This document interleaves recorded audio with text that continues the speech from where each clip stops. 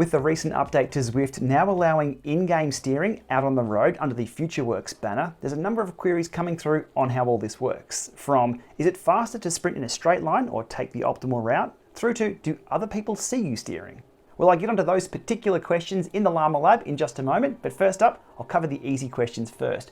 First question that came through is, how high does the Elite Sterzo sit your front wheel? And a rough measurement in the Llama Lab, it's about 35 millimeters high.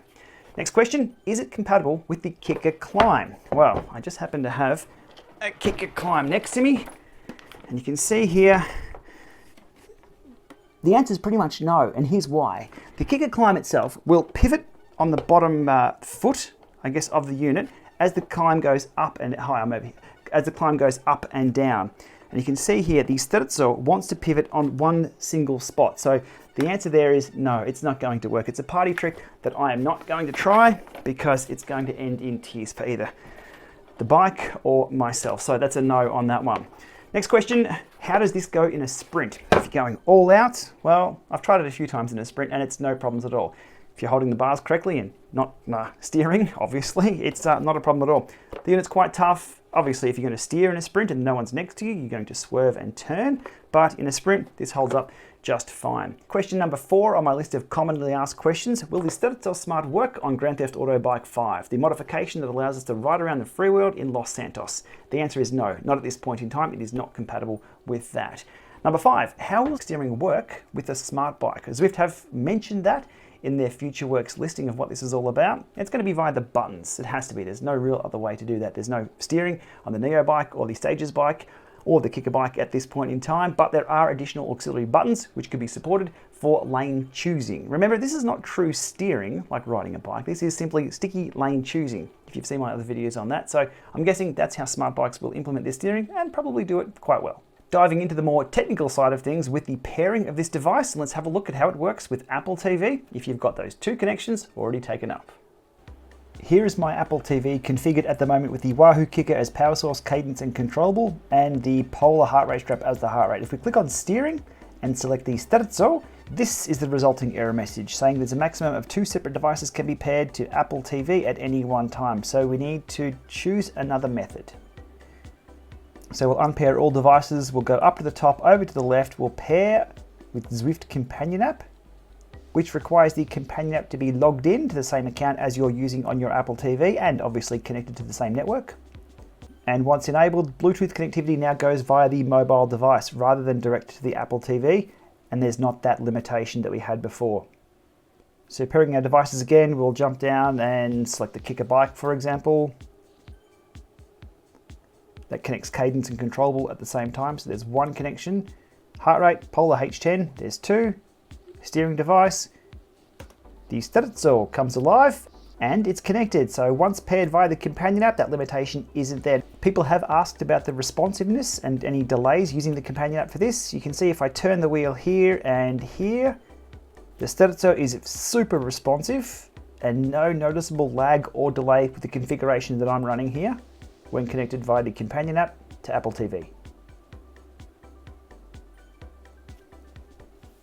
On a related note, if you do have an NPE cable, you won't be able to pair the Sterzo Smart to the NPE cable to bundle all those connections together. This is technically ANT, it's not ANT+, so the NPE cable doesn't really know what to do with this device. However, thinking outside the square there, you could use the NPE cable to bundle all your other devices into one and have one spare for the Sterzo Smart to connect directly to the Apple TV. Okay, now it's onto some fun stuff, some in-game head-to-head testing. The first question is it faster to sprint and steer or let Zwift steer for you? Okay, for the head-to-head test, the setup is 700 watts all the way, everything else being equal with both of these runs, except on the right, I'm steering the shortest route with the Sterzo Smart. So you can see there, hugging the corner as far right as I can be.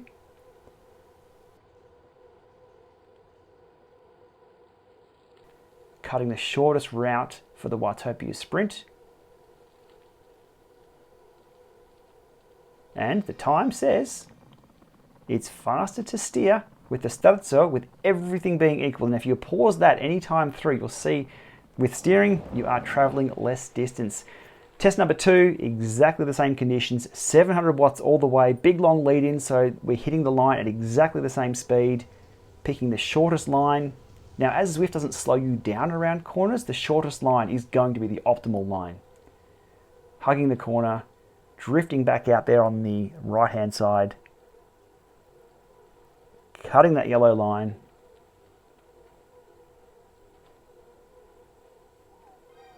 and the Sterzo Smart takes 2 for 2. There's over half a second difference with everything else being equal. So just some basic testing there on choosing the fastest line, and the results are in. The Sterzo is faster. How about that? Okay, the final one here, and I've got to send out a thanks to ODZ Live and Jerry in particular for allowing me to jump into his Twitch stream and throw a few elbows here and there during his workout. Jerry was an absolute champ for allowing me to jump in and do this and record the footage. So ODZ do have a ton of live streams up over on Twitch, which I'll link to below, so head on over and give them a follow. But for now, let's check out this action to answer the question, what do other people see on the other side of the world if I'm steering and they're not? You can see here pedal assist kicking in, and I go shooting past Jerry just before he notices I'm in there. I can't imagine how many. Whoa. There we go. There it is. Look on screen. It's Shane bumping into me.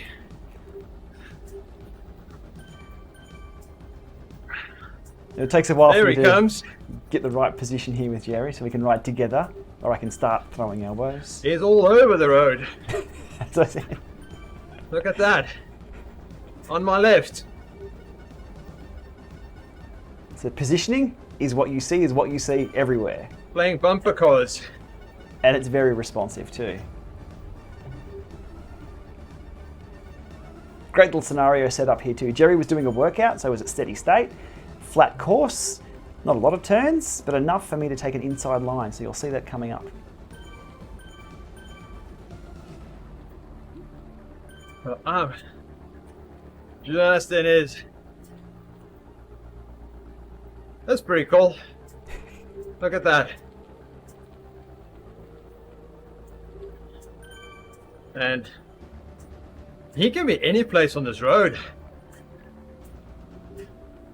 I need Jerry on the channel more. He explains it very, very well. Yep. I think Shane just solved that. So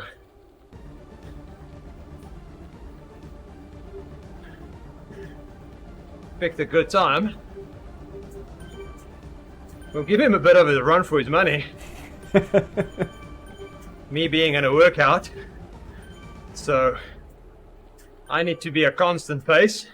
You can see I've chosen the inside line there. He can just play around with his steering and not give me draft. So Jerry spotted there that I can actually drop him out of my draft if I jump over to the other side of the road. I can also steer back into the draft, or let him back into my draft by steering in front of him, where the AI is usually in the middle of the road. So he was right on the money there with how that all works. So,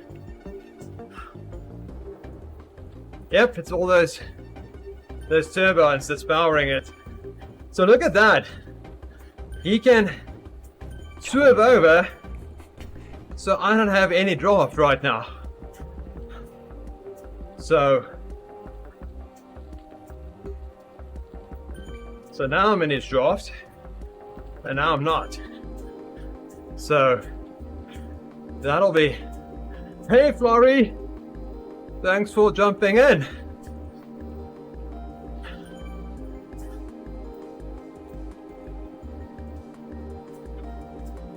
You can also ride side by side. So when he wants to attack, he can just come from the side and just make sure that I don't have any draft. He can weave and pull away. That is pretty cool. Didn't think about that. So hearing Jerry say this during my riding, it's exactly what I did. So over to the side of the road, through an attack. Coming up, just a moment. Look at that. Here we go. Swerve out and go. That looked like There's real no way cycling. I can follow that. So what he meant by that is he's in workout mode obviously, but there was no draft there for him to attack. So if he had wanted to respond to that, it's very hard. It's going to be a drag race. He can't get over where I am with the Sterzo. He's stuck in the middle of the road, so that's why he couldn't go with that attack. Tactically, going to be very, very interesting in-game. There's a mixture of steering and non-steering riders. You can see here I'm all over the road. So imagine we can do that in races. If everybody's got a steerer, and whenever you see someone jump, you can follow them, or you can do what Shane just did and swerve out to the left or right. It's the side-by-side riding. Leave there. the person without any draft and just go, go, go. Spot on. That's what's going to happen in races. It's going to allow for more dynamic attacks. I'm looking forward to mine.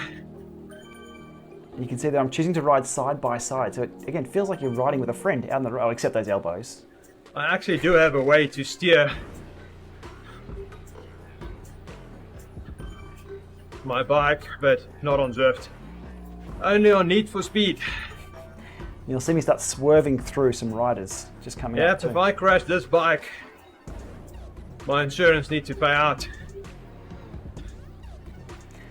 So the swerving and which side of the riders I'm on, again, is the same for both screens.